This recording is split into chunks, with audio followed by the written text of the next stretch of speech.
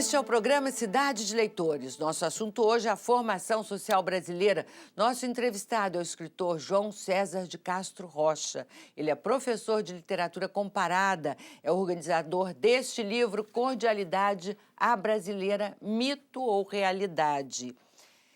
João César, aqui são 8 artigos de intelectuais em torno dessa questão mito ou realidade. Eu gostaria que você falasse um pouco sobre o mito como uma representação, né, social de uma comunidade. Há um verso do Fernando Pessoa que diz isso perfeitamente. É um verso do livro Mensagem, que é o único livro que o Fernando Pessoa publicou em vida. E o poema começa dizendo assim: o mito é o nada que é tudo. É exatamente isto. Ainda que nós possamos mostrar que a cordialidade não corresponde apenas à doçura e à afabilidade, ainda que nós possamos sugerir que o homem cordial sobreviveu à urbanização, ainda que nós tenhamos vários programas mostrando que ainda somos cordiais e que o homem cordial também é violento, dificilmente o mito do homem cordial desaparecerá, porque em última instância nós gostamos de nos ver nesse espelho em que somos todos hospitaleiros e cordiais. Agora entendi tudo. Agora, esse seu outro livro, O Exílio do Homem Cordial, você fala de um conceito que está no imaginário brasileiro, né? Que vem lá de Gonçalves Dias, não é isso? De exaltação de uma terra, né, nessa distância. Eu queria que você falasse um pouco sobre isso também. Isso é um tema fascinante. É o que eu propus nesse livro, chamado A Lírica do Exílio.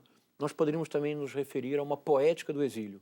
Boa parte do que de mais interessante se fez na cultura brasileira, tanto na literatura quanto no pensamento social brasileiro, dependeu dessa experiência da distância. Ver o Brasil desde longe, ou dentro do Brasil sentir-se isolado. Os versos do Gonçalves Dias são definitivos. Se nós lembrarmos só a primeira quadra, ele diz assim: minha terra tem palmeiras, onde canta o sabiá. As aves que aqui gorjeiam, não gorjeiam como lá. Isso é muito importante.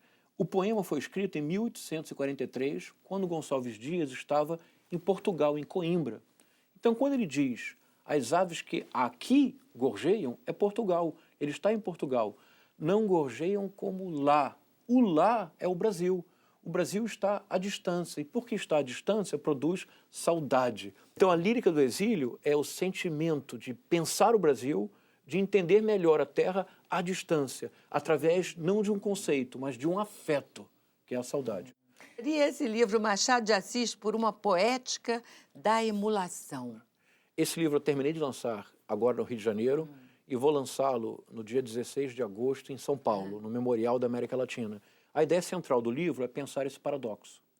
O nosso maior escritor, mas não apenas nosso, um dos maiores autores da literatura ocidental é brasileiro e se chama Machado de Assis. No entanto, se analisa a vida do Machado de Assis, a maneira pela qual ele conheceu um progressivo roteiro de consagração, o Machado de Assis era um homem profundamente cordial.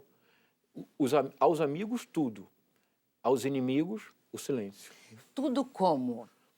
Isso é esse famoso provérbio que o Roberto da Mata analisa muito bem. É porque, em princípio, a lei, por definição, deveria ser algo que igualasse todos os cidadãos. Não importa se é o presidente da República ou o porteiro, ambos possuem os mesmos direitos juntos à lei. No Brasil, não. Porque o provérbio que domina o Brasil é o seguinte: aos amigos, tudo. Aos inimigos, a lei.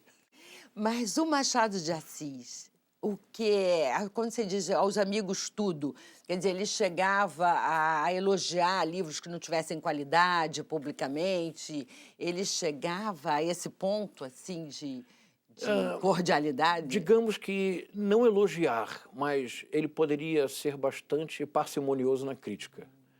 O importante desse livro, que é a hipótese básica, de que para o crescimento definitivo do Machado de Assis como escritor, foi fundamental uma rivalidade literária com um autor português, o Eça de Queiroz.